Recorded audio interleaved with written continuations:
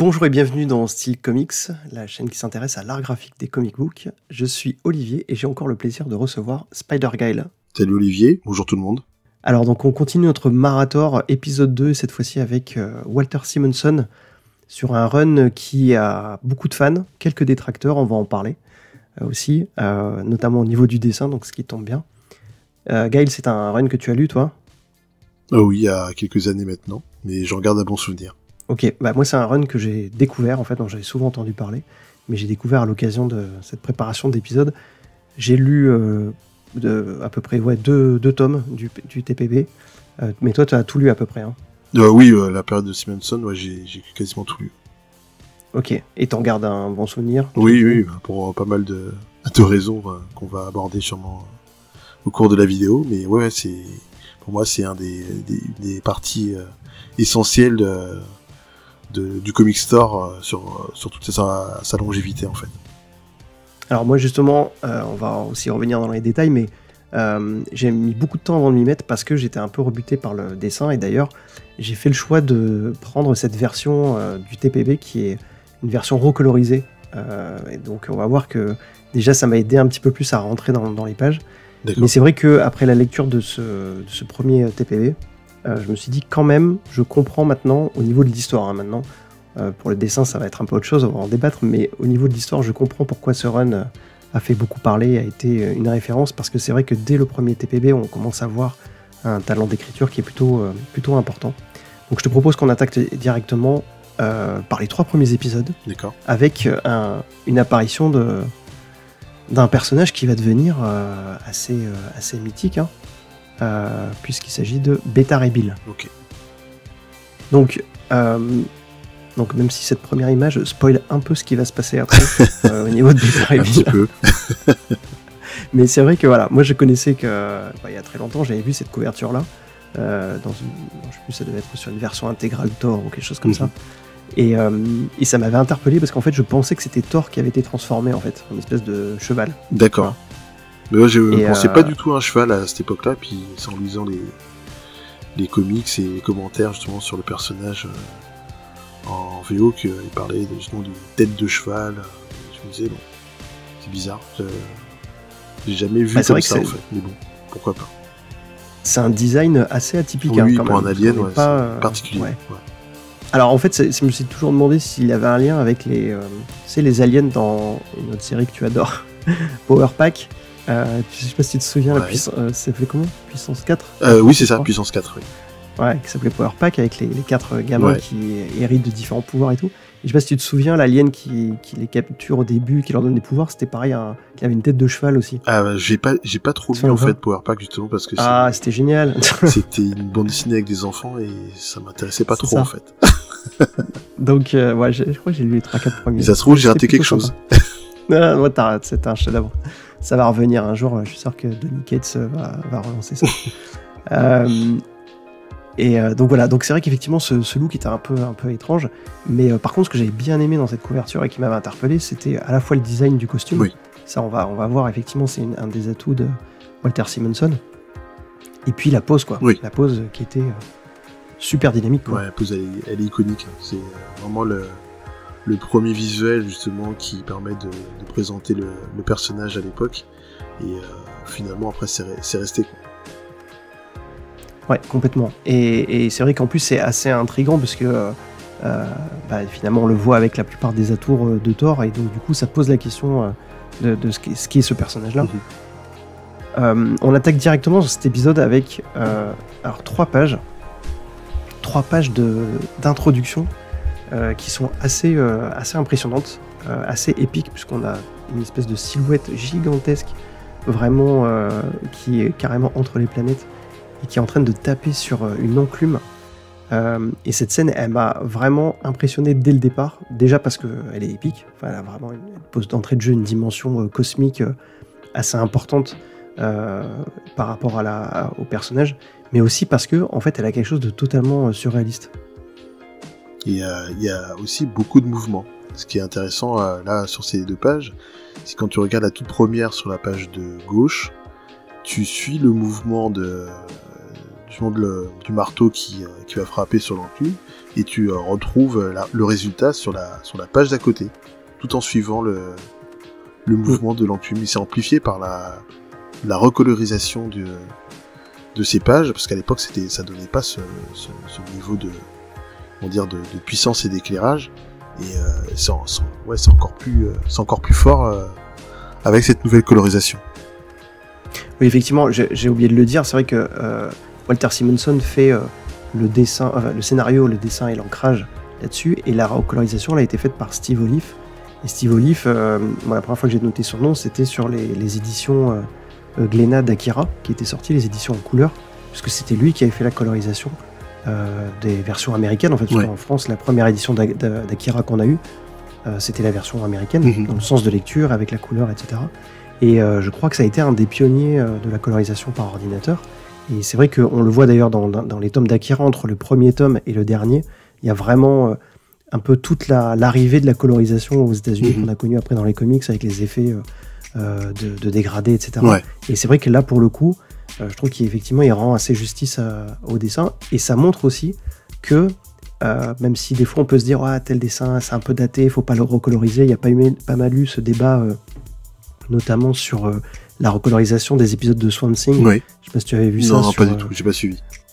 En fait, ils ont recolorisé pour la version absolue de Swamp Thing, alors, je crois que c'est les planches de Stephen Bissett, je crois. D'accord. Et c'est vrai qu'il y a ceux qui sont partisans de cette nouvelle colorisation plus travaillée, et ceux qui trouvent qu'au contraire, ça ne va pas avec le style de dessin. Et là, j'ai été étonné de me dire qu'en fait, ça va parfaitement avec le style de dessin de Walter Simonson. De toute façon, les deux peuvent coexister. Hein. S'il y a l'original, il y a des gens qui sont plus dans le respect des couleurs d'antan, avoir une version nouvelle qui peut permettre à d'autres personnes de découvrir plus facilement ce genre de récit, avec justement une colorisation plus actuelle qui permet de rentrer un peu mieux dans l'histoire.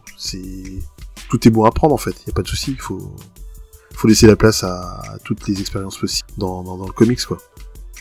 Et puis c'est vrai qu'on entend souvent des lecteurs de comics, on va dire plus récents, en tout cas plus jeunes, dire non mais ça c'est vieux, alors quand on entend c'est vieux, c'est les années 80, ça fait un peu mal, mais effectivement qui ont un peu de réticence, mais tout comme je pense nous à l'époque on avait aussi avec des comics des années 50, 60, etc., on n'allait pas forcément rentrer dans ces styles un peu, ou du comics même du Silver Age en fait. Ouais, après tout dépend des bandes dessinées aussi qui nous étaient présentées, parce que moi je pense pas qu'on avait moi personnellement j'avais pas d'appréhension par rapport à des vieilles choses, où ça dépendait des personnages, de l'histoire, du graphisme, et si c'était vieux et que c'était bien fait, j'étais dedans. Si c'était récent et graphiquement pas très très jojo, pour parler gentiment, j'étais pas dedans. Donc tout dépend en fait, je pense. Je pense qu'on avait aussi peu d'accès aux comics en fait. Oui. Typiquement, par exemple, quand tu lisais, moi je lisais Strange, et de temps en temps je lisais Special Strange Origin, et dans lequel tu avais des réimpressions d'épisodes de Kirby, d'épisodes de Gene Colan par exemple, ou de dessinateurs plus anciens. Et c'est vrai que tu pouvais que noter en fait la différence de style entre les deux, donc j'avais conscience que c'était des séries beaucoup plus anciennes. Gene Colan très difficile d'accès quand on est jeune. Complètement, en plus, c'est un bon exemple. De dessinateurs qui n'étaient pas faciles d'accès, et notamment parce que dans le contexte du Strange qui était déjà un peu plus récent, l'histoire était déjà un peu plus récent, mais déjà un peu daté quand même, mais c'est vrai que le style était déjà plus en décalage, la façon de raconter, les anatomies et tout était en décalage, mais c'est vrai que comme on avait peu d'accès à ces personnages-là, lire les premiers épisodes des 4 Fantastiques, tu prenais quoi, bien sûr, tu prenais et t'avais envie, mais aujourd'hui, où l'offre elle est beaucoup plus étendue et beaucoup plus accessible, parce qu'il y a pas mal de rééditions, notamment en français, d'anciens tomes, effectivement, on peut avoir cette perte, en fait, je trouve, des fois, d'aller lire ce qui se faisait il y a 10, 15, 20, 30 ans, et quand j'entends des fois dire mais en fait c'est des vieux dessins, c'est moins bien fait et tout, non, on l'a évoqué le dernier épisode sur le fait de revenir sur d'anciens dessinateurs qui sont plutôt talentueux, mais ce que je trouve intéressant ici, c'est que on est dans les années 80, et en fait on est presque la période un peu charnière avant l'âge moderne des années 90, qui ont eu des effets positifs et négatifs au niveau graphique. mais aussi avec tout un héritage en fait un peu plus classique des années 70, notamment 60-70 au niveau du comics. Et moi, c'est pas pour rien que c'est vraiment une période que je trouve vraiment intéressante parce qu'elle est à la fois dans l'expérimentation graphique. C'est la période de Watchmen, de Dark Knight Returns, de tout un tas de comics, des Tortues Ninja. Ouais, c'est une période charnière. Exactement. Totalement, ouais. Et il y a eu la scène indépendante qui a explosé et tout, donc t'as quand même plein de variétés de styles. Et du coup, chez Marvel, et même chez DC aussi, mais plus chez Marvel, j'ai l'impression on retrouvait comme ça une émergence de tas de dessinateurs avec des styles un peu atypiques. Et pour moi, Walter Simonson faisait partie de ça, en fait. Même si on va le voir, il y a un héritage il reprend aussi des choses qu'il a aimées chez d'autres dessinateurs avant. Ouais. Toi, il y a autre chose qui t'a marqué sur cette double page là-dessus ? Moi, comme je disais il y a quelques temps, je suis un fan déjà de mythologie nordique à la base. Et quand j'ai vu ces pages-là, j'ai su tout de suite de qui on parlait en fait. Je vais pas spoiler l'arrivée du perso qui est en train de créer son arme de destruction massive, même de destruction cosmique. Mais voilà, j'ai vu ça. C'est toute l'ambiance qui est autour, comme tu disais. C'est épique, cosmique. C'est plus grand que tout. Et là, avec la colonisation, j'avoue que je suis vraiment hypé pour leur éventuellement les racheter dans cette version-là, parce que franchement, le boulot est vraiment grandiose. Et je trouve qu'en plus, il y a commencé l'épisode par ça. Ouais. Outre le fait que on va le voir, c'est un subplot qui va continuer, mais à l'époque, dans Marvel, on avait un degré d'échelle. Tu vois, dans les personnages, t'avais Galactus, t'avais les Célestes et tout. Et là, d'un coup, ce degré d'échelle, il est complètement éclaté. Parce que même, tu vois, par rapport à l'idée que tu te fais de Galactus, il reste à une échelle où il va atterrir sur Terre, etc. Tu vois. Là, on est dans un personnage qui est presque du niveau des entités cosmiques de Marvel, en fait. Tu vois. Et donc, c'est vrai que l'aspect mythologique que tu dis, il est immédiatement posé dans le sens où Thor, la série Thor notamment, a toujours donné un peu l'impression que la mythologie nordique était intégrée de manière très, très terre-à-terre, presque, en fait. Alors que là, d'un coup, on passe dans une autre dimension, et c'est vraiment le premier truc qui m'a marqué quand j'ai ouvert ça. Je me suis dit, oula, non, là, on n'est pas du tout dans la même échelle par rapport à ce que faisait Kirby avant, même si c'était spectaculaire. Là, on est dans une autre dimension cosmique. Oui, c'est ça. Et ça m'a beaucoup plu. En fait, Simonson, il porte justement la mythologie nordique à un panthéon cosmique. Et c'est plus juste un panthéon de dieux, éventuellement, rêvé par les hommes, ou fantasmé par les hommes et leurs écrits. Là, on se dit vraiment, c'est un panthéon qui, justement, peut avoir un impact sur d'autres galaxies, donc d'autres peuplades dans d'autres univers. Et vu la démesure, en fait, déjà du personnage que l'on voit sur ces pages, qui est environné par des planètes, des soleils, des galaxies, tu te dis vraiment que là, c'est plus grand que tout, quoi. C'est plus grand que tout, et t'as hâte de découvrir ce qui va arriver à la page suivante. Ouais, et puis tu me parlais tout à l'heure, quand on préparait l'émission, de cette fameuse onomatopée qui t'avait capturé, qui t'avait capté l'attention. Ah oui, c'est justement, c'est donc le bruit du son que fait le marteau sur l'enclume, mais en même temps, Doom, c'est la fin, c'est la fatalité, ça annonce une fin, peut-être même le Ragnarok entre guillemets, la fin de tout, la fin de l'univers, la fin du panthéon nordique. Et l'intérêt en gros de cette répétition des Dooms, c'est que ça prend un certain temps, ça apparaît dans plusieurs épisodes, et on ne sait pas quand ça va s'arrêter. En fait, on attend le moment où ça va s'arrêter et découvrir en fait quel va être le destin de tous les gens au moment où va montrer ce pourquoi il était en train de frapper sur cette enclume cosmique. Et ce qui on va continuer parce que c'est vrai que on va essayer de voir au moins les 3 premiers épisodes. Oui.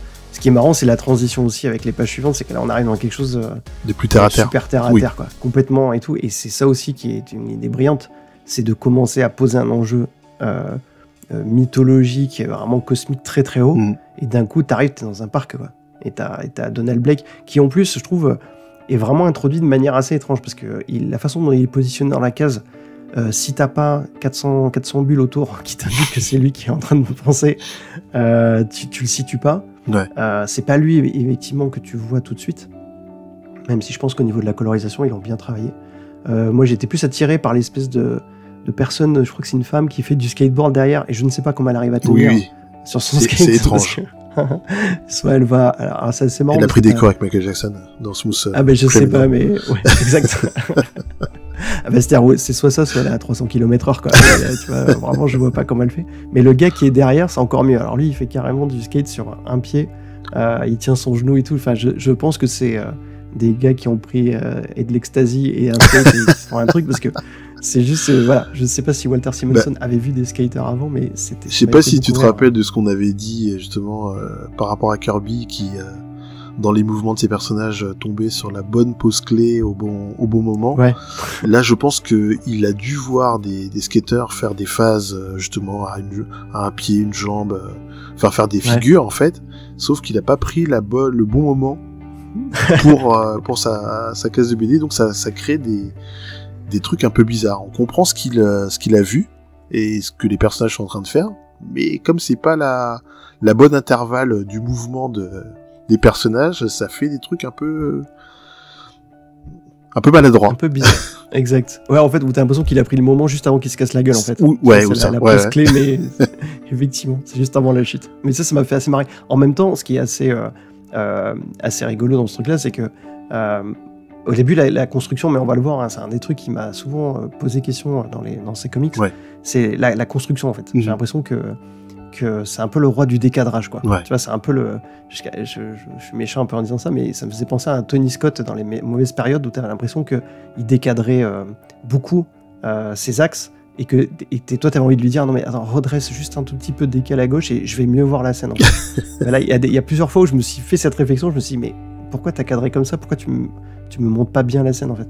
Mais en même temps, cette première image, quand on regarde, elle est quand même assez habilement faite. Parce qu'elle a l'air de rien comme ça, mais justement, ces skaters impossibles vont dans la direction de Donald Blake.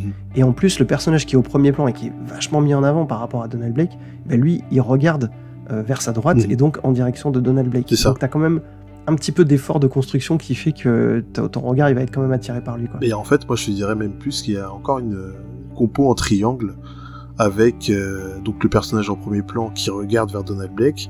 Si tu traces une ligne, on va dire, de son ghetto blaster jusqu'à Donald Blake, t'as une première ligne. Ensuite, t'as la ligne des ombres qui sont sous les skates des deux skaters, là, justement, qui reviennent vers Donald Blake. Et avec la fin de la case, bah, t'as la base du triangle et voilà, t'as tout qui est bien placé. Enfin, pour moi, c'est un bon establishing shot pour présenter justement la scène. On sait qu'il est dans Central Park ou un parc de New York, que c'est une scène en journée, qui fait beau, que c'est une journée lambda qui commence, puis bah, vient le frisbee, enfin le moment de perturbation de cette scène-là, et ça y est, on est envoyé vers tout à fait autre chose. Donc non, c'est plutôt pas mal mis en place, je trouve. Et je trouve qu'en plus, ce qui est assez intéressant, c'est que là, on est dans une scène potentiellement calme, mais on voit qu'il y a un autre trait caractéristique qui va apparaître dans le style de Walter Simonson, c'est justement les fameux traits d'effet, quoi. Oui. C'est-à-dire que là, tu vois le frisbee déjà qui arrive dans le dos, t'as l'impression que ça lui a déboîté 4 vertèbres, tellement que t'as 2 traits qui ont... Ouais, ça a frappé fort. Ouais, ça a frappé très fort et tout. Et en fait, après, on va le voir dans la page d'à côté avec la voiture qui démarre et où t'as plein de speedlines et tout. Et en fait, c'est un truc qu'on va retrouver, il y a énormément d'effets. Oui. D'énergie, de vitesse, etc. Et ça, j'avais jamais trop remarqué, mais en regardant ces pages, je me suis dit, c'est peut-être un des éléments qui contribue à renforcer cette idée d'énergie très importante dans le dessin de Simonson, en fait. Ouais, pourtant, tu vois, c'est des scènes, on va dire des scènes de vie quotidienne, et en fait, la façon dont il décrit une voiture qui démarre, des personnes qui rentrent dans un véhicule, sur le chose, malgré les pauses statiques qu'ils ont, avec les onomatopées, avec les speedlines, ils créent un dynamisme qui est perceptible en fait par le lecteur très très rapidement. Et donc c'est plutôt efficace. Ouais. Après, effectivement, comme je te disais tout à l'heure, la question de la mise en scène m'a posé un peu question. Par exemple, ces deux personnages qui arrivent d'un coup derrière lui avec les chapeaux alors on les voit, ils sont pas du tout. C'est Dupont et Dupont.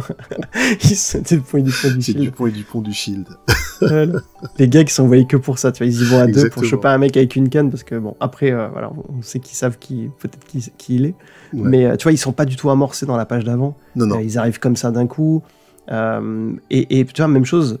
On a un peu l'habitude aujourd'hui, effectivement, à ce qui est toujours au moins une case de présentation iconique, tu vois, du personnage. Là, Nick Fury, il est présenté. Mais ça pourrait être un chauffeur de taxi avec un patch, quoi, tu vois. Tu vois même pas son uniforme. Bon, ben voilà, il a un peu les éléments iconiques, mais on le reconnaît. Mais en fait, c'est vraiment très rapide comme présentation. Donc t'as l'impression que c'est on rentre dans le personnage lambda, quoi. Ouais, exactement. Entrer dans une voiture qui décolle, présentation Nick Fury, et on est parti. Ouais, et c'est ça qui est assez marrant, c'est que dans la page suivante, il y a deux trucs que j'ai trouvé plutôt cool dans cette page. Bon, l'hélicarrière du Shield, l'image est plutôt sympa, en fait. On n'est pas dans un truc ultra high-tech, mais j'ai trouvé assez intéressant la façon dont il te donne des éléments de repère, parce que comme tu es dans le ciel, tu n'as plus aucun élément d'échelle, et donc du coup, il a quand même positionné les trois chasseurs au premier plan pour que tu aies un élément d'échelle, et puis la toute petite voiture qui arrive en bas aussi. Et donc ça, j'ai trouvé ça plutôt malin, et le design, globalement, est plutôt pas mal. Et t'as vu le truc dont tu parlais justement d'un moment d'une présentation iconique du personnage. Là, par rapport à Thor, il y a juste un petit mouvement de canne, avec un centrage sur la main, et dans la case qui vient juste après, on voit juste la voiture avec un effet d'explosion interne, qui est vachement bien géré, avec une onomatopée assez présente, et avec le dialogue, on sait qu'il est transformé, et qu'il est dans le véhicule de Nick Fury. Ça, c'est plutôt intelligent. On perd pas de temps à le dessiner entièrement. Bah exactement, et c'est même alors il y a, outre le fait qu'effectivement on voit déjà le premier clin d'œil, ou en tout cas le premier référence à Kirby avec les petites particules, Kirby Crackles, qu'on voit, mais effectivement ce truc là il est assez brillant, et il va même encore plus loin, parce que dans la page suivante, Thor il est dans le noir en fait. Donc tu n'as toujours pas d'establishing shot de pin-up de Thor qui te le présente. Donc effectivement il pousse encore, il prolonge cette idée là en disant non, attendez, je vais vous le suggérer maintenant, vous avez compris que c'est transformé, ils sont dans le noir, etc. et tout, on ne le voit pas encore, et en fait c'est pour se réserver pour la page suivante, où en fait on a effectivement enfin ce plan qui te montre le héros dans son costume, dans toute sa splendeur, mais avec quand même ce que je te disais, une impression de décadrage, puisque tu vois, t'as le pied qui est pas tout à fait dans la case et tout, où j'étais un peu partagé, où je me suis dit d'un côté, l'image est bien construite, tu vois, il est assez puissant, il est sur un axe transverse de la case, t'as la perspective avec l'hélicarrière en fond. T'as l'inclinaison de la case qui rajoute au dynamisme en fait. Complètement. Du mouvement. Et qui est accentué par la cape et tout. Exactement. Et en même temps, il se permet de ne pas mettre Mjolnir dans l'image, tu vois. Ça aussi. Et puis d'avoir un pied coupé, genre, en fait, il est tellement imposant qu'il dépasse du cadre. Et c'est un truc. Je sais pas si t'as fait cette impression-là, mais en fait, j'ai souvent eu cette impression que, je ne sais pas si c'est volontaire ou pas, mais que c'est comme s'il avait, tu sais, ça arrive des fois, tu commences un dessin, et en fait, tu te rends compte que t'es mal barré sur les proportions, et du coup, le personnage va être mal situé, ou tu vois, il va perdre des bouts importants dans la case. Et du coup, ça m'a souvent donné cette impression-là que, genre, il avait commencé le dessin, et qu'il s'était dit, ah, non, ben là, du coup, il va être coupé un peu n'importe où, quoi, en fait. Mais je me suis dit après, peut-être que c'était voulu pour donner un côté encore plus épique, encore plus impressionnant, tu vois, au personnage, de faire qu'il soit tellement massif, tellement imposant, que finalement, tu n'arrives jamais à les avoir dans une case contenue. Donc, on va voir après, mais c'est vrai que c'était un peu l'impression que j'ai eu souvent sur plusieurs cases. Et on enchaîne directement avec une scène sur Asgard sans aucune transition. C'est très très fort. En fait, la transition se fait par les speedlines du vol de Thor qui rebondit sur le pont arc-en-ciel. Voilà, graphiquement c'est assez beau en fait. C'est assez beau. C'est la seule transition en fait. C'est ces lignes courbes qui se répondent d'une case à l'autre et qui font la transition entre deux scènes en fait qui n'ont rien à voir les unes avec les autres. Oui, puis même dans la page de gauche, en fait, si tu regardes l'angle du plan large, en fait, où tu vois Asgard et le plan qui est juste en dessous, en fait, c'est le même. T'es à hauteur de sol, en fait, quasiment. Et si tu regardes, Asgard est positionné un peu comme la table, comme si t'avais fait un fondu enchaîné. Mm-hmm. Tu vois, au cinéma, t'aurais fait ça, tu vois, t'aurais fait un fondu enchaîné, et du coup, t'as la ville d'Asgard, enfin, ou je sais pas si c'est une espèce de météorite flottante avec Asgard dessus, je sais pas. Et en fait, t'aurais l'impression que t'aurais pu faire un fondu et que les immeubles seraient devenus les plats sur la table, en fait. Mm-hmm. Je trouvais ça plutôt bien foutu comme enchaînement. Ouais. Et, mais ce qui m'a vraiment interpellé, c'est surtout sur la page d'à côté, en fait, c'est que jusqu'à présent, quand tu regardes ces pages-là, t'as l'impression qu'effectivement, il y a un dessin un peu brut, j'allais dire un peu mal dégrossi, c'est un peu méchant, mais tu vois qu'il y a un côté avec un ancrage un peu épais à des moments, certains détails pas trop et tout. Et en fait, dès que t'arrives à Asgard, sur les éléments de décor ou les éléments de costume et d'accessoires et tout, t'as beaucoup de petits détails. Ouais, c'est fin, c'est assez travaillé. Quand tu regardes la finesse des détails sur la tenue, par exemple, de Balder ou de l'armure. Alors, je sais pas si c'est Heimdall qui est au bout ou juste un simple garde. Je me souviens pas. Non, c'est Heimdall normalement, ouais. Les détails, hein, ça rappelle quand tu parlais des designs de Kirby sur chaque personnage qui n'ont pas du tout le même type de présentation et de design que les uns avec les autres. On est dans cette école-là, en fait. Complètement. Et alors, sachant qu'en plus, Kirby a mené une espèce de côté un peu SF, ce qu'amène Kirby, quoi, une SF d'un autre monde que personne n'a jamais vu, mais que lui seul a vu. Ouais. Alors que là, en fait, on a l'impression qu'on est quand même un petit peu plus proche de ce que pourrait être des designs, en tout cas... l'idée qu'on se fait de plus de la mythologie nordique, en fait. Bien sûr, voilà, exactement. Ah bah oui, à tendance nordique. Ouais, tout à fait. Et ça, j'ai trouvé ça plutôt cool. Mm. Et c'est vrai qu'en plus, il y a un soin qui est apporté, après on va le voir, sur d'autres décors et tout. Là, ce que j'ai... Alors, on va sauter de page, ouais. Tu vois, on est passé très vite dans l'action. Ouais. Là, dans cette page-là, alors c'est l'arrivée pour situer un peu, d'un vaisseau de guerre qui s'appelle Scuttlebutt, je crois. C'est ça. Le fameux croiseur des Corbinites. C'est ça. Les Corbinites, pardon. Corbinites, ouais. Donc qui est le peuple de Beta Ray Bill. Mm-hmm. Et alors, quand je l'ai vu, je pense que toi, ça t'a fait pareil. À quoi t'as pensé quand tu l'as vu la première fois, ce vaisseau? Ça fait très Albator. Ouais, carrément. Ouais, bien sûr. Oui, je me suis dit, il y a quelqu'un qui a vu Albator, il a trouvé bien l'idée de faire un navire, de prendre un navire de guerre. Ou Yamamoto, je sais pas quoi, mais oui, ouais. Il a dû être inspiré un petit peu par ça, quoi. Ouais. Et voilà, je crois qu'on a massacré le nom de l'auteur, je suis désolé pour les fans. J'ai essayé de le regarder avant, je m'étais dit, tiens, je vais quand même le retenir et tout. Et en fait, là, je me rends compte que je viens de le massacrer comme une merde. Je suis désolé. C'est pas grave, on lit du comics. Mais moi, j'étais plus Team Goldorak que Team Albator, en fait. Donc Gonagai, c'était plus facile à retenir. Mm. Mais ouais, carrément, le design est peut-être un peu pris, etc. et tout. Ce qui, pour l'époque, était... Bon, même si effectivement, toute la saga Harlock, etc., c'était avant. Mais je m'attendais pas forcément à trouver, alors si c'est le cas, une référence à un manga. Ça montre que lui, il a dû justement avoir... accès à ce genre de matériel, mais je pense que le commun des lecteurs de l'époque n'avait peut-être pas vu justement les productions japonaises comme Captain Harlock ou autres, et donc n'ont pas cette référence en fait. Rien qu'avec le positionnement du vaisseau, les speedlines de lumière qui montrent que soit il rentre, ou soit il voyage, ou soit il sort de l'hyperespace, ça c'est des trucs que nous on a en visuel et en mémoire depuis très très longtemps, puisqu'on voyait ça en dessin animé à l'époque. Mais je sais pas si les Américains, à ce moment-là, ils ont cette culture-là des animés japonais et plus particulièrement en fait de productions comme le Captain Harlock en fait. Donc ça c'est exactement à la pause pour eux à ce moment-là. Complètement, et c'est vraiment une question que je me suis posée parce que cette case-là où le vaisseau émerge, elle est ultra moderne en fait, que ce soit la texture, le design et tout.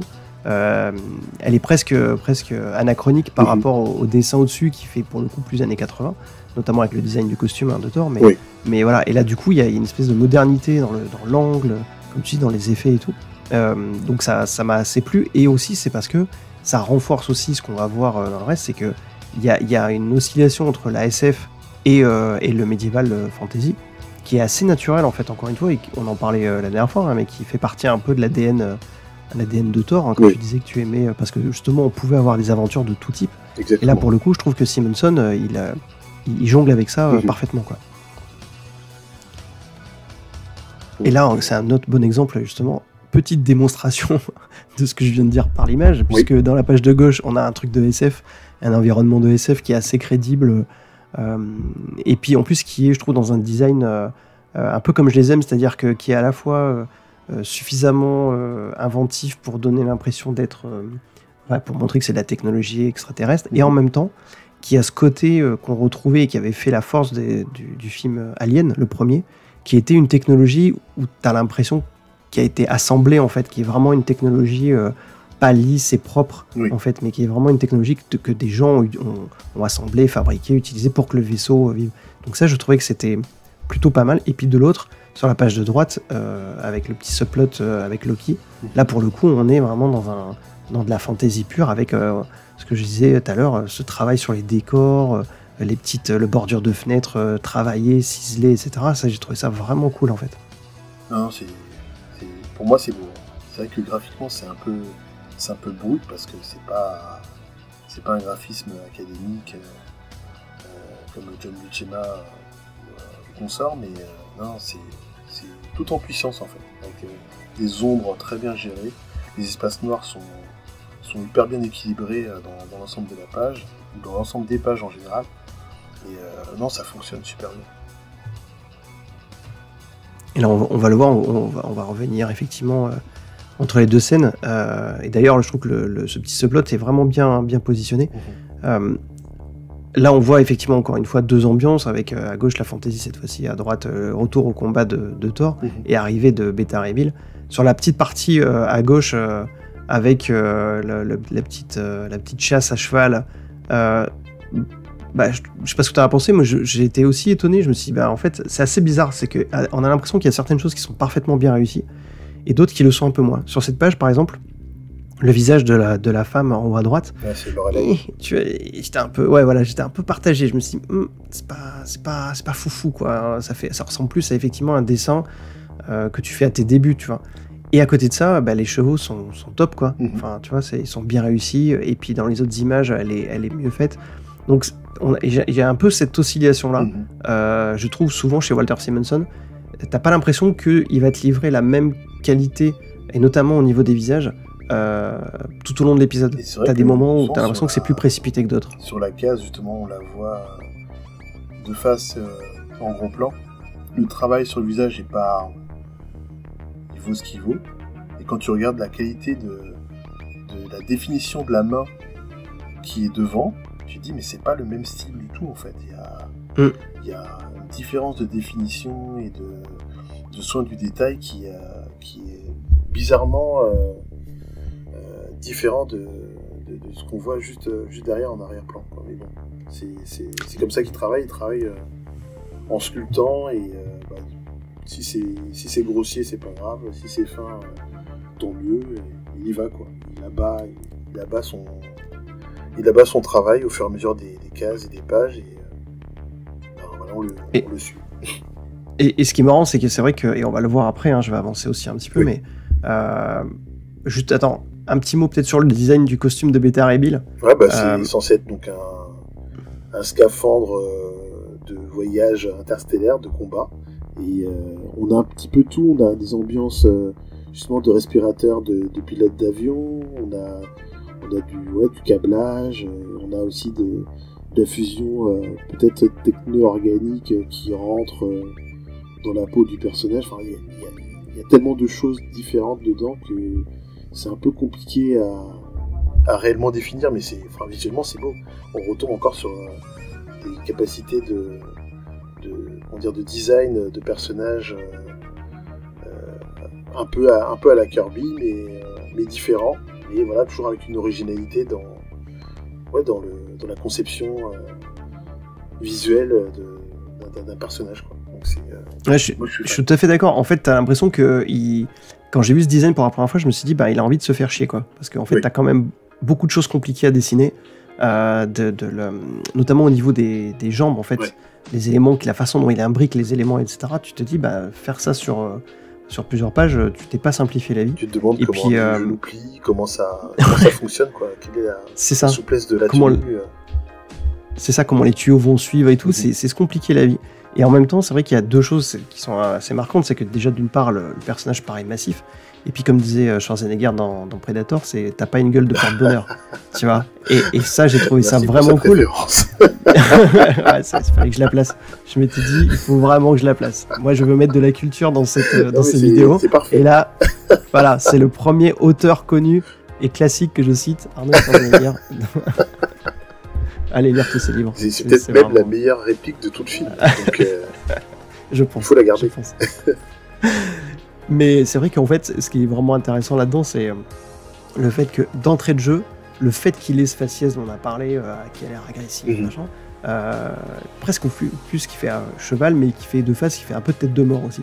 Oui, c'était plus ça que je voyais en fait. Parce que c'est vrai que de face, on l'a pas encore vu de profil ou de trois quarts.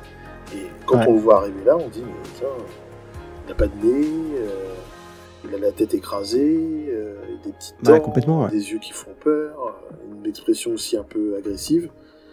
Qu'est-ce que c'est que ce truc ? Ouais, puis en plus, il lui dit tu m'as poursuivi juste pour trouver la mort, quoi. Donc, t'as vraiment cette impression-là, et donc, du coup, ça te le pose directement en potentiel ennemi antagoniste, alors qu'effectivement, l'histoire va montrer qu'il va pas falloir juger là-dessus. Voilà. Donc là, on arrive sur des pages où, je vais te dire, là, je me suis dit, alors, est-ce que je vais devenir fan de Walter Simonson ? Je ne sais pas. Parce que, effectivement, alors c'est là où on retrouve un peu ce que je te disais, j'ai eu cette sensation de vas-y, je vais essayer de filmer ça à la Jason Bourne et bouger ma caméra et jamais te cadrer le truc correctement. En fait, ce qui est marrant, c'est que tu as des choses assez épiques globalement dans la façon d'en présenter, et là tu as un combat et tu t'attendrais à ce que ce combat, il y ait de la place, il y ait du souffle et tout, et en fait il est je vais pas dire expédié, mais tu as 6 cases pour le mettre en scène, et tu as l'impression qu'ils sont contraints par ces cases, quoi. Je sais pas si tu as fait cette sensation là, mais j'ai l'impression que les personnages sont comme si vraiment t'avais je parlais de Jason Bourne, c'est vraiment souvent dans l'impression que t'as que les gars sont en train de se foutre sur la gueule et que le caméraman il est juste à côté et qu'en fait finalement il évite les coups en te filmant. C'est ça, il évite les coups, il se dit je vais pas en prendre une, et en même temps du coup il ne capte qu'une certaine amplitude de l'action, et là c'est l'impression que ça m'a donné, et que je sais pas comment tu as lu ça, mais je me suis senti à l'étroit en fait dans cette scène. Comme j'ai lu ça il y a quand même pas mal de temps, je l'ai pas ressenti du tout comme ça en fait. Mais là, avec ce que tu dis, en le voyant maintenant, oui, c'est vrai qu'on les sent engoncés dans les cases, et c'est vrai que ça respire pas beaucoup malgré, par exemple, la deuxième case de la page de gauche, il y a quand même de l'amplitude sur certains mouvements, dans un tout petit espace. Mais c'est vrai que c'est très resserré, ils sont coincés, ça manque d'espace, ouais. Ça manque d'espace. Mais après, en même temps, c'est un style, et je pense aussi que c'est ce qui contribue à l'impression qu'on a eue et qu'on parlait un peu au début, qui est le côté très brut. En fait, on a l'impression qu'il y a une brutalité plus qu'un combat chorégraphié. Et c'est un peu une sensation qu'on a un peu sur le reste, en fait. C'est que voilà, le combat va être réglé assez vite. Mais c'est vrai qu'on a souvent, on va voir dans l'autre épisode, qui s'affrontent à nouveau. C'est l'impression que t'as plus de mecs dans un PMU qui se foutent sur la gueule, tu vois, qu'un truc parfaitement chorégraphié, tu vois. Et du coup, au début, je me suis dit, moi je suis plutôt effectivement adepte des dessinateurs qui vont vraiment bien mettre en scène et chorégraphier l'action.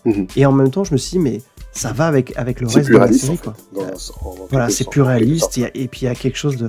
Ça reflète plus la puissance des personnages et la brutalité de leur engagement. Donc pourquoi pas, tu vois, une fois que tu commences à te dire que ça fait partie de ça, ça m'a un peu moins choqué du coup, notamment dans l'épisode suivant où ils s'affrontent.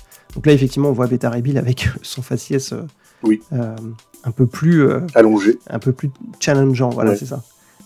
Et autre chose, effectivement, on l'a évoqué je crois au début, mais c'est tous les effets en fait que rajoute Walter Simonson, qui peut donner l'impression de surcharger, mais en fait, qui, on disait, donne vachement de non, ça anime des cases, en fait. Ça anime vraiment des cases. Justement, comme ces persos sont assez statiques, les effets rajoutent du dynamisme, en fait. Et je sais pas si c'est toi, enfin, avec le recul, hein, bien sûr, mais en fait, j'essaie de me souvenir, ça me faisait penser à quelque chose, j'essaie de me demander quel dessinateur faisait un peu ça, et en fait, ça m'a fait penser à Wild Sportatio. Je sais pas si tu avais ce souvenir-là, dans X-Men, mais surtout un peu dans Punisher. En fait, il y avait ce côté des traits un peu bruts, tu sais, dans les mouvements, dans les interactions avec les décors et tout, qui fait que tu vois pas, tu vois, c'est pas la fumée hyper bien dessinée, ou tu vois les comme le faisait Kirby, tous les cailloux qui volent partout et tout. C'est juste des traits très bruts, et en fait, tu te rends compte qu'à l'œil, ça te donne pas forcément beaucoup plus d'informations. En tout cas, ça te flatte pas l'œil en termes d'esthétique. Par contre, ça te donne exactement ce que tu as besoin de comprendre en termes de narration et d'impact, en fait. Ouais. Non, mais c'est vraiment bien suggéré. En fait, il suggère avec son trait, et le lecteur comprend tout de suite de quoi il s'agit. Il n'y a pas besoin d'over détailler tel élément pour qu'on comprenne ce que c'est. Donc, il se focalise sur l'essentiel, c'est-à-dire la narration, l'histoire. Et, le dessin est plus là pour emmener le récit, donc voilà, des pièces d'illustration sublissimes. C'est pas trop son optique, je pense. Donc on va avancer sur la fin du combat. Alors là effectivement on est sur un des moments clés dans l'histoire du personnage de Beta Ray Bill, puisque finalement il va se montrer digne du marteau de Mjolnir et récupérer finalement les atours de Thor. Ce qui est un peu dommage, c'est qu'on voit pas immédiatement le design du perso, en fait.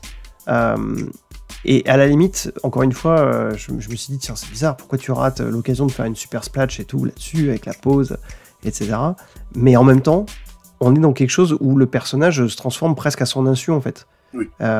Et ça va, on va dire, il est dans l'action. Et du coup, je trouve ça finalement assez logique, en fait. Et là, il y a un truc, alors, cette page-là, alors en plus, je trouve la colorisation, elle le rend bien, mais honnêtement, il y a un truc qui m'a fait hurler de rire. Là-dedans, c'est à la fois qui m'a impressionné visuellement, mais qui m'a fait hurler de rire, c'est la dernière page donc la page de gauche, avec l'apparition d'Odin, qui vient chercher son fils, en fait, et qui dit, voilà, il faut que tu rentres, machin, il y a un truc urgent. Et je me suis dit, attends, juste tu lui mets un gars avec une cape rouge et un casque qui ressemble à un truc, il fait pas de différence entre un alien avec une tête qui franchement ne ressemble pas à Thor et son propre fils. Et je me suis dit, ah ouais, quand même... Il ne fait pas attention à lui plus que ça, c'est plus en fait... Thor n'est pas vraiment là, en fait. Il apparaît comme si c'était une image holographique, plus ou moins, qui appelle son fils à rentrer à la maison. Mais il n'est pas forcément en train de le regarder, en fait. Oui, alors c'est pour ça que je me suis dit, parce que je me suis dit, bon, ok, ça peut pas être le fait qu'il ait qu'un œil, tu vois, à cette distance. Mais en fait, ce qui me fait rire, c'est que au début, je me suis dit, mais il est con, quoi. Enfin, tu vois, je vois quand même.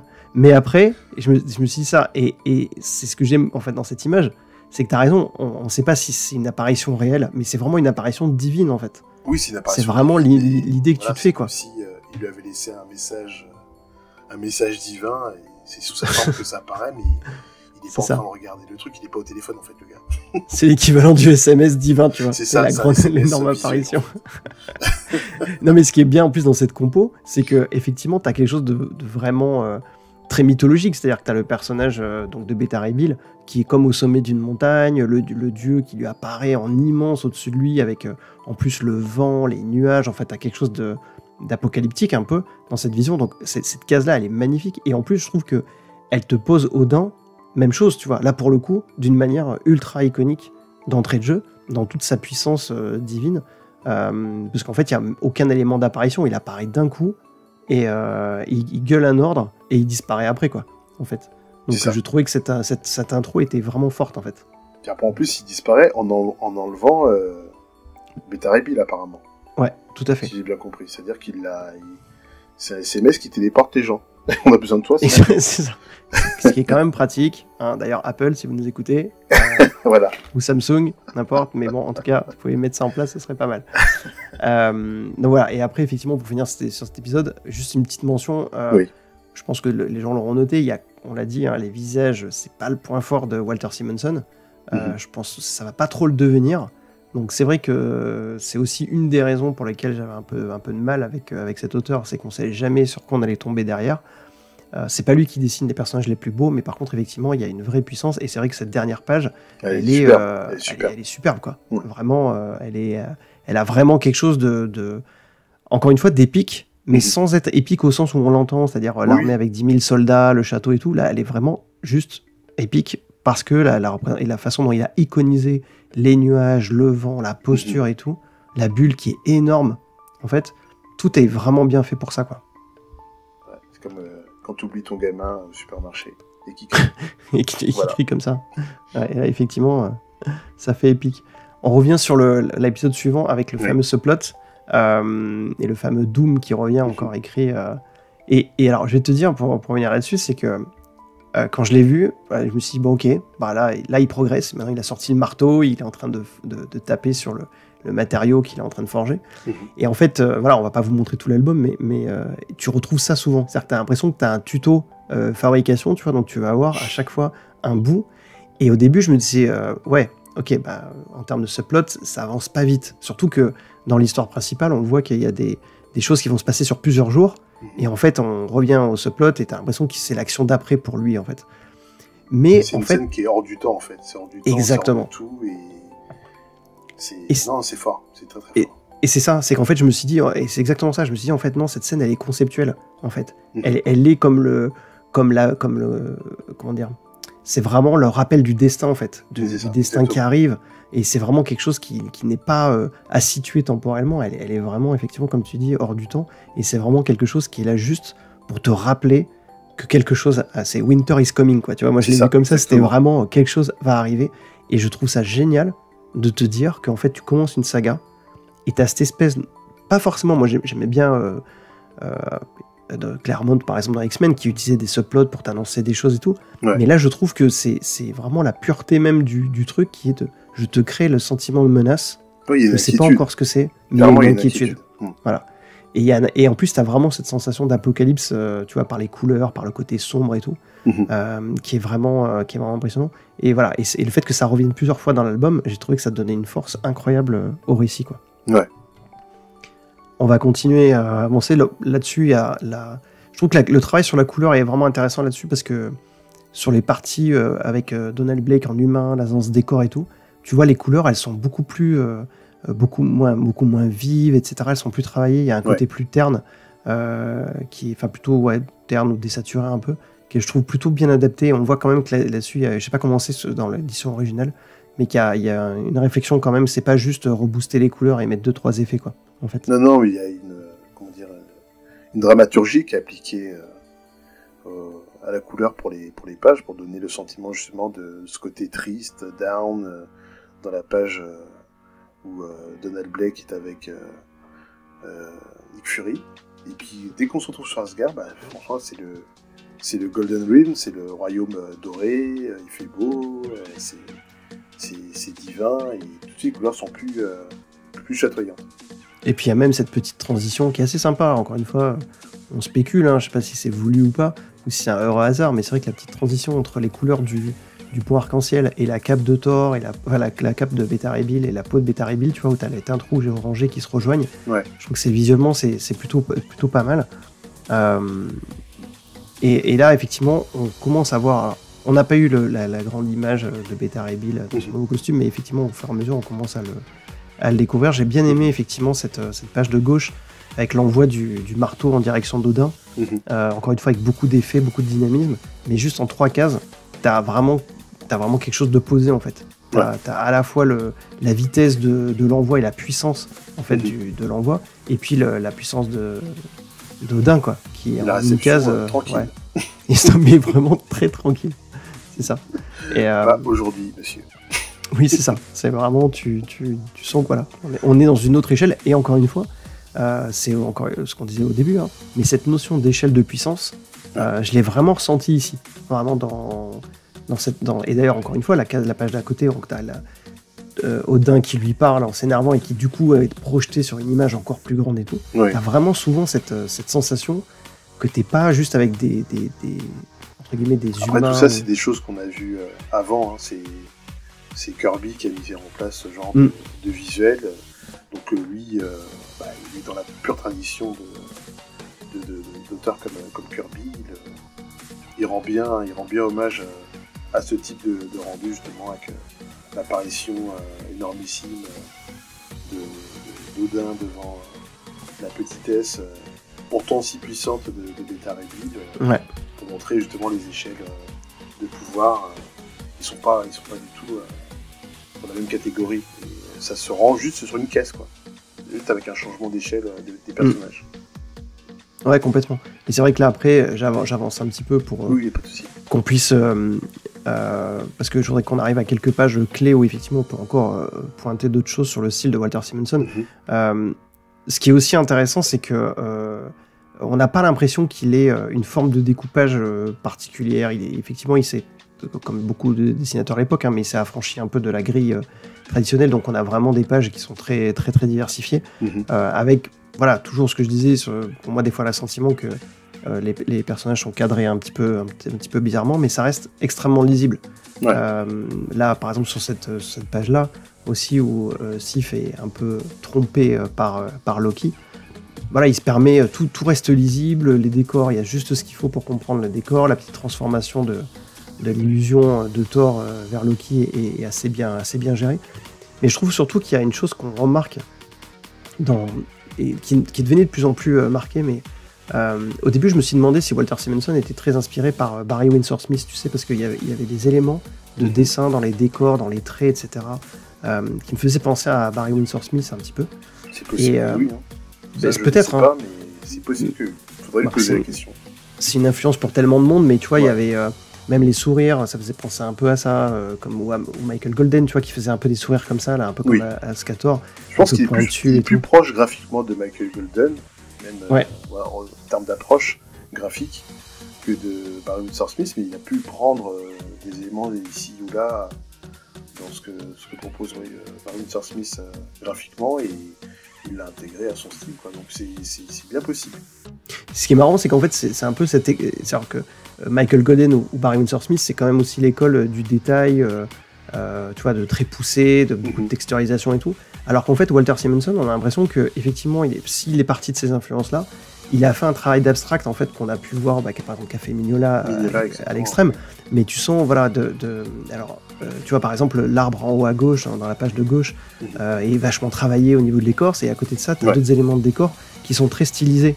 Et c'est un truc, il y a cette oscillation entre l'ultra détail, en tout cas un degré de détail très poussé, et une stylisation très rapide qu'on retrouve à la fois dans les costumes, dans les décors, que je trouve intéressante, qui donne pas l'impression du gars qui fait ça parce qu'il a plus le temps, tu vois, parce qu'il torche le dessin, mais plus par la démarche de quelqu'un qui est parti de quelque chose de plus réaliste et, tu vois, plus détaillé, et qui au fur et à mesure de la narration va aller à l'épure, en fait, au fur et à mesure, et je trouve que ça apporte quelque chose, quoi. Du superflu. Ouais, donc après on est sur l'origine de Beta Ray Bill, je vais passer un petit peu plus rapidement, même si la couleur est plutôt pas mal. Là, sur ces pages-là, en fait, on va arriver à un affrontement entre Thor et Beta Ray Bill, justement. Un petit mot sur le décor d'Asgard. En fait, on trouve effectivement, pour le coup, pareil, un mélange de design qui est assez étrange. En fait, on a ce mélange de SF, de côté fantasy et tout. Je trouve que c'est ce qui est vraiment intéressant dans cette série, c'est que sans être dans un style, parce que Kirby est difficilement imitable, mais il propose quand même quelque chose de différent, et moi j'ai toujours été un peu plus intéressé par cette approche très mixée des influences dans Asgard que ceux qui en ont fait une représentation purement viking ou médiévale, en fait. Je sais pas ce que t'en penses. Oui, mais tout à fait d'accord avec toi à ce niveau-là. Donc là, on arrive à l'affrontement entre Anakin Skywalker et Obi-Wan Kenobi. C'est ce que j'allais dire. On est sur Mustafar. On est sur Mustafar. Je me suis dit, Georges Lucas, excuse-moi, mais est-ce que tu as lu cet épisode? Parce que là, ça m'a fait penser quand même pas mal, et notamment à la fin, le point à la fin. Avant lui, quoi. C'est ça. Je me suis dit, Écoute, bah ouais, c'est... Alors moi, pour le coup, j'ai découvert le comics après, tu vois, mais c'est vraiment... Je me dis, ah non, c'est vraiment ça, en fait. Parce que, tant qu'à faire un affrontement, autant le faire dans un milieu déjà extrêmement hostile, et où les possibilités de se faire tuer sont déjà très avancées. Oui, exactement. Là, je trouve... Ouais, et là, je trouve qu'on retrouve moins le problème que ce que j'évoquais précédemment sur le fait que ça manquait d'ampleur. Je trouve que les cases sont plus adaptées, et on a une sensation... on se sent moins contraint par les cases. Ouais. Mais aussi parce qu'il adapte les tailles des cases par rapport au C'est ça, les cases suivent le mouvement des corps, et c'est pas les corps qui doivent s'adapter en fait autour des cases. Donc là, on se sent pas coincé au niveau lecture de la scène d'action, ni du mouvement, c'est beaucoup plus clair. Ouais. Et puis il y a un autre truc, c'est que, et ça va être typique de cet affrontement, c'est que, je vais passer rapidement sur cette page, ça c'est un subplot qui est assez intéressant, mais qui on a du mal un petit peu, qui va durer aussi assez longtemps. Mais pour revenir sur l'affrontement, il va faire effectivement ce qu'on avait dit avec Kirby, mais c'est l'impact en fait sur le décor. Oui. C'est ça qui va donner cette impression de violence et de chaos et de brutalité, c'est qu'en fait ils vont tout péter quoi. Là c'est Dragon Ball Z avant l'heure quoi. C'est que vraiment s'ils se balancent des cailloux, enfin c'est vraiment... cette impression-là, elle est vraiment renforcée par ça. Mais ce qui est assez marrant, c'est que, notamment sur ces doubles pages, tu vois, il y a encore une fois, t'as pas une sensation de chorégraphie très lisible, t'as une impression de brutalité et de chaos, en fait. Je sais pas ce que t'en penses. Oui et non. C'est-à-dire que t'as raison sur le côté brutal, mais il y a quand même une chorégraphie, on sent bien les différentes passes de mouvement entre chaque personnage. On sent la chronologie du combat en fait aussi. Je pense que non, c'est quand même chorégraphié peut-être de façon inconsciente, moins facilement peut-être que ce qu'on a vu la semaine dernière avec Kirby, mais c'est quand même bien géré, je trouve. C'est juste un petit peu moins impressionnant. Ouais. Mais ça tient la route. Non, t'as raison. En fait, je pense que je me suis mal exprimé. C'est pas chorégraphié parce que t'as raison. Les enchaînements se font quand même plutôt pas mal. Ouais. Voilà, on voit effectivement comment elles s'enchaînent. En tout cas, ça paraît pas illogique. C'est dans l'appréhension de la page en fait. Tu vois, j'ai pas l'impression que ton œil il soit guidé. C'est-à-dire que les cases s'enchaînent bien, mais j'ai pas l'impression que quand tu appréhendes la page dans sa globalité, tu as une sensation de comment dire, que ton œil va être très vite guidé vers une image. Voilà, c'est ça. Ouais. En fait. Non, c'est pour ça que j'avais cette impression très chaotique. En fait, j'ai l'impression que tu dois regarder vraiment bien chaque vignette pour comprendre ce qui se passe, mais que t'appréhendes pas la page comme certains le font dans son ensemble en comprenant ce qui se passe, tu vois, immédiatement. Là, tu dois rentrer dans chaque case. Mais ça me va aussi. Hein. C'est juste que c'est légèrement moins fluide, mais en même temps, ça te permet de t'arrêter sur chaque case et de regarder ce qui s'y passe en fait. Donc tu prends un peu plus de temps pour voir justement la destruction des décors, les impacts des coups, le mouvement. Donc pourquoi pas. Ouais. Et donc on va finir sur cette double page. Franchement, on voulait aller un petit peu plus loin, mais on est déjà presque 1 heure. On était parti avec la bonne intention de faire beaucoup moins que la dernière fois, mais je pense que cette intention est vaine. Il va falloir qu'on fasse Youngblood 1 pour aller très vite. Faudra faire 3 pages. 3 pages par comics. Non, mais ce qui est intéressant, c'est que moi je m'étais dit, on va faire une demi-heure parce que de toute façon, je suis pas très fan de Walter Simonson, donc je vais pas non plus, comme la dernière fois avec Kirby, m'étendre pendant des heures. Et en fait, c'est toujours un peu l'intérêt de ce genre d'exercice, c'est que quand on commence à rentrer un peu plus, à examiner un peu plus, on trouve des choses à dire et des choses intéressantes, j'espère, pour les gens qui nous écoutent, mais en tout cas intéressantes pour nous sur l'aspect graphique. Donc ça prouve bien que même si on n'est pas hyper fan, eh ben on peut quand même trouver des choses dans 1 heure qui peut paraître plus riche que prévu. Donc là, on va finir sur ces 2 pages-là et dans l'analyse, mais je ferai défiler un petit peu après quand on continuera à parler. Encore un bon exemple en haut à gauche de la notion d'effet et de la façon dont l'impact est donné. Ouais. Et ce que j'aime bien en plus, c'est que c'est purement visuel. C'est-à-dire que là, le texte, on s'en fout complètement. Enfin, il n'est pas intéressant, il paraphrase. Mais visuellement, tout va être retranscrit. Il n'y a pas d'onomatopée. Mais c'est juste la façon de gérer les traits, en fait. Parce que les silhouettes, elles sont esquissées et tout. Et ça, j'ai trouvé ça vraiment bien, quoi. C'est une déflagration qui est super bien gérée. Et en plus, avec la nouvelle colorisation, c'est amplifié. Avec la lumière blanche en plein centre de l'impact des points, si je dis pas de bêtises, et plus tu pars de cet impact, moins la lumière est vive, mais ça reste quand même hyper lumineux, quoi. Donc c'est vraiment le point de la page qui impressionne. Donc je pense que franchement, chapeau bas à Steve Olive pour le boulot de recolorisation, parce qu'il a amplifié un effet qui était déjà puissant à l'époque, et ça donne vraiment un intérêt de racheter ces épisodes-là dans cette nouvelle version, en fait, colorisée. Et puis je trouve que vraiment il a renforcé vraiment l'ambiance de chacune des scènes. C'est-à-dire que vraiment, et on le voit sur cette double page, l'ambiance de cette planète volcanique, elle est vraiment bien marquée. On a vraiment notamment avec le ciel rouge et tout, c'est très bien rendu. Et puis dès que tu arrives dans la dernière case sur Asgard, t'es tout de suite sur des teintes plus terriennes, etc. Plus marron, plus un peu plus terne, on va dire. Et voilà. Et ces transitions-là, on l'a vu dans les autres pages aussi. Il le maîtrise vraiment bien, et ça apporte vraiment quelque chose aux comics, d'autant plus que les personnages ont des couleurs vives, en fait, sur eux. Oui, ce qui est jamais trop simple, en fait, pour intégrer dans un décor où tu vas déjà mettre des couleurs et tout. C'est pas forcément évident. Thor, c'est pas un personnage qui doit être facile à manier en termes de colorisation, je pense, comme Captain America. Surtout avec ce costume-là. Surtout, ouais, effectivement. Donc voilà, je vais faire défiler un peu quelques images quand même pour la suite. Franchement, moi, je vous recommande de lire ce run, alors que ce soit dans cette version recolorisée.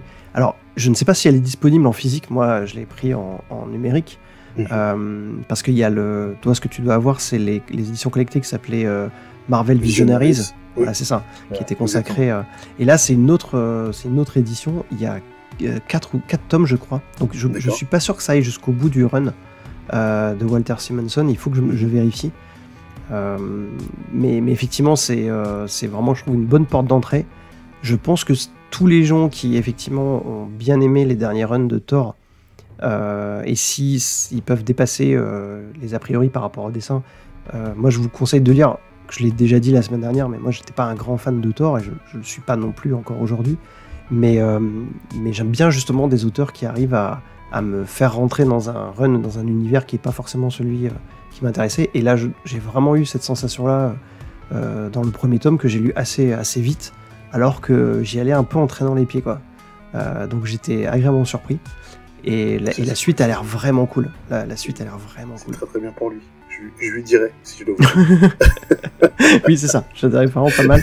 Et le truc, c'est que sur ma pile aussi à lire, j'ai ça en X Factor. Ouais. Non, c'est ça, c'est X Factor. Ouais, X Factor. J'ai un ami qui me tanne pour me dire, mais c'est vraiment extraordinaire, faut que tu le lises et tout. Donc oui, voilà, je ferai peut-être. Je me rappelle de ces épisodes-là, justement, quand ça sortait en VI, en français, en version intégrale. C'était juste magnifique, hein, l'Apocalypse, le groupe d'X Factor d'époque, c'est-à-dire les premiers X-Men, les 5 premiers X-Men et tout. Enfin, c'est pareil, c'est un autre univers en fait, mais il arrive encore à créer en termes de design des appareils. Je pense au vaisseau d'Apocalypse qui a une IA qui gère le vaisseau par elle-même. C'est juste fantastique. T'as l'impression d'avoir 2 tubes collés l'un à l'autre, mais à l'intérieur c'est juste ouf en termes de design. Et pareil pour les costumes, pareil pour toujours les effets visuels avec les onomatopées, les déflagrations, les speedlines et autres. Enfin, Walter Simonson, c'est un grand. Et c'est vrai que cette notion dont je parlais au début, qui était de design un peu au fur et à mesure de son trait, je trouve que sur X Factor, elle se ressent un peu plus. Voilà, oui. On arrive à la fameuse, enfin une image iconique de Beta Ray Bill avec son nouveau marteau, bien à lui. Ouais. Stormbreaker. Et c'est vrai qu'un petit mot sur ce design, mais c'est vrai que je trouve que la façon dont il a réinterprété le costume que porte Beta Ray Bill depuis le début, pour en faire un costume à la Thor, on va dire, est vraiment top, quoi. Vraiment.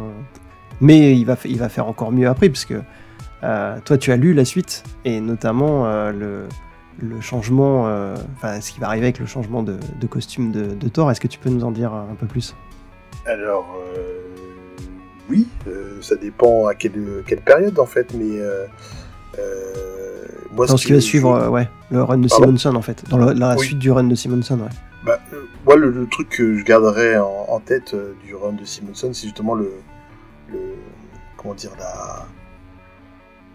voyage qu'il nous fait entreprendre de la mythologie nordique. Vraiment, on voit que c'est un gars qui est féru de ça.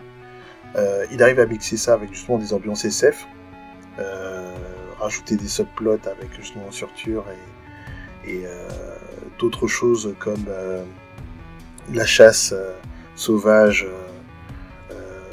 de l'elfe noir Malekith. Et il y a des épisodes ultra épiques et iconiques comme l'épisode 380 qui est fait entièrement de splash page, où Thor affronte son ennemi final dans la mythologie nordique, qui s'appelle Jormungand, le serpent de Midgard. C'est des choses à lire absolument, quoi. C'est juste gigantesque, c'est énorme, c'est impactant, c'est visuellement très très beau. Et voilà, si jamais vous voulez découvrir le graphisme ou l'univers de Walter Simonson sur Thor, je pense que c'est le numéro qu'il faut lire absolument.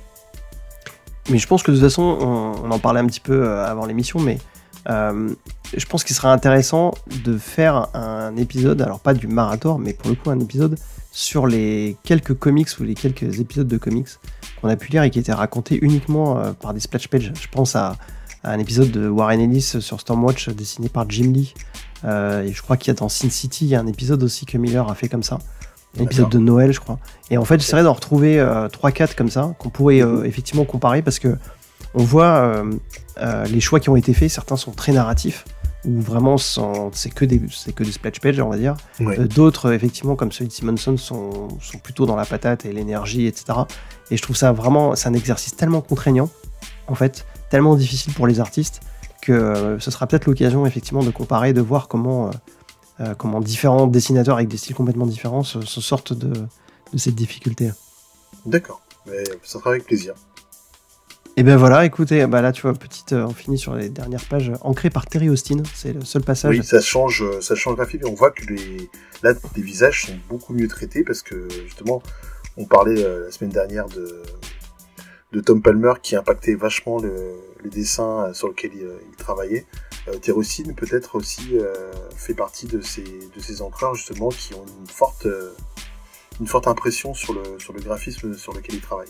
Et là on voit justement que le graphisme de Walter Simonson est changé, mais pour le mieux, parce que justement les personnages prennent en épaisseur, aussi en beauté graphique, et donc c'est une bonne combinaison de deux talents normalement différents. Mais là on voit la différence, parce que là tu vois, c'est Simonson qui s'ancre à nouveau, et là on voit qu'effectivement c'est plus brut. C'est ça, c'est plus brut. Et alors, ce qui est marrant, c'est que Terry Austin, je pense que tout le monde a entendu au moins son nom une fois, puisque c'est l'encreur de John Byrne, fameuse lors du passage sur les X-Men, donc c'est un excellent encreur. Et effectivement, je trouve qu'il y a un petit peu on voit quand même que le gars il a bossé avec John Byrne et qu'il apporte un petit peu plus de détails, de travail, notamment sur ce visage là du soldat viking, qui m'a fait penser un peu à John Byrne. Mais effectivement, alors c'est toujours, on aura ce débat là un jour peut-être sur est-ce que l'encreur doit juste parfaitement suivre le trait ou au contraire apporter quelque chose. Je pense qu'on en parlera quand on parlera de John Romita Jr. Parce que je trouve que c'est un artiste qui est tellement changé par ses encreurs, en fait, qui laisse tellement de place à l'interprétation sur ces trucs. Je crois que sur Thor, c'est Scott Hanna qui l'encre, je crois. T'as eu Scott Hanna, t'as eu du Hal Williamson aussi à un moment donné. Ah, d'accord. Enfin, il y a pas mal de gens qui sont passés. Ouais, ça peut être intéressant parce que. Sans mauvais jeu de mots, il y a pas mal de gens qui travaillaient sur les graphismes de John Romita, et donc oui, c'est vrai que chacun apporte une petite touche personnelle à l'ensemble quand ils ancrent son travail. Eh ben écoute, on verra ça. Merci beaucoup, Gaël.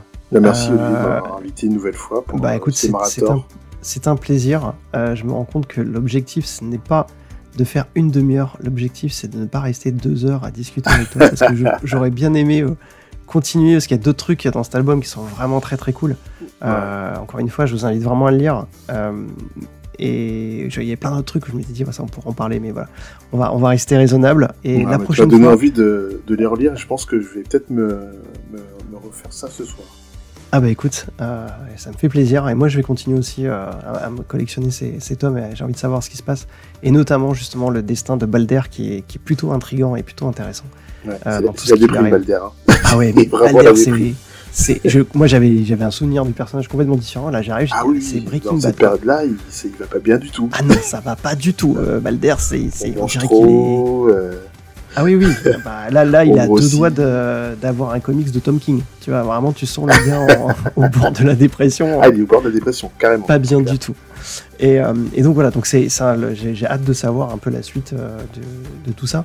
Et au plus, vous verrez qu'il y a dans la suite, il y a Thor est victime d'une espèce de malédiction. C'est assez extraordinaire, et tout ce qui va lui arriver après est vraiment cool. Donc voilà, je vous invite à le lire. Et puis nous, on se retrouve donc pour un 3e épisode de 8 heures. Je ne sais pas, quand on va arriver sur des dessinateurs comme, je pense, John Romita Jr., Olivier Coipel, je sais pas comment on va faire, on fera peut-être en 2 fois. Au bout du 12e épisode. C'est ça, je pense qu'on va tomber d'inanition, en fait, de déshydratation. Mais voilà, pour les 3 personnes qui ont réussi à venir jusqu'ici, merci beaucoup. Et à tous on vous remercie aussi. Merci de nous supporter. C'est ça. Et de tenir, et puis aussi peut-être d'apprécier le travail à notre humble niveau.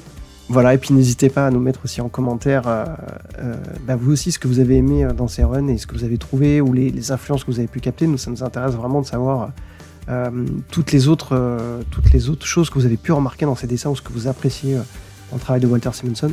La prochaine fois, je pense qu'on va parler de Ron Frenz. Je crois que chronologiquement, c'est lui qui suit. Et on est tous les deux fans. Best. Voilà. Et moi, je suis fan par Spider-Man, mais comme toi, je pense, à la base. Oui. Et en plus, je pense qu'on va d'autant plus vouloir vous vanter le mérite de Ron Frenz qu'on se dit tous les deux que c'est un dessinateur qui a été très sous-estimé, ou en tout cas qui n'a pas eu la reconnaissance à la hauteur de son talent. Carrément. Et moi, je n'ai pas lu du tout ces épisodes de Thor, donc voilà, justement, je vais y aller. Tu vas découvrir des trucs ultimes. Et c'est un peu, c'est pour ça que j'ai un peu. Notamment la saga des Célestes, qui est juste. Rien que d'y penser, j'ai des frissons. Écoute, non, j'ai hâte, parce qu'en plus, pour moi, c'est vraiment un dessinateur qui était excellent pour Spider-Man, donc pour l'environnement urbain, etc., pour quelque chose de très réaliste. Et du coup, quand tu m'as dit on peut le faire sur Thor, et c'est génial ce qu'il a fait et tout, je me suis dit ça va être l'occasion d'aller voir un artiste que j'aime beaucoup, mais pour voir justement dans un autre univers, et comment est-ce que l'affection que j'ai pour son travail est transférable dans un autre environnement totalement différent. Donc voilà, donc ce sera Ron Frenz la prochaine fois. Grand plaisir, j'ai hâte. Écoute, moi aussi. Merci beaucoup, Gaël, encore. Merci, Olivier. Merci à toutes et à tous pour nous suivre, et puis rendez-vous pour un 3e épisode du Marathor très prochainement avec Ron Frenz. À bientôt. Salut tout le monde, ciao. Ciao.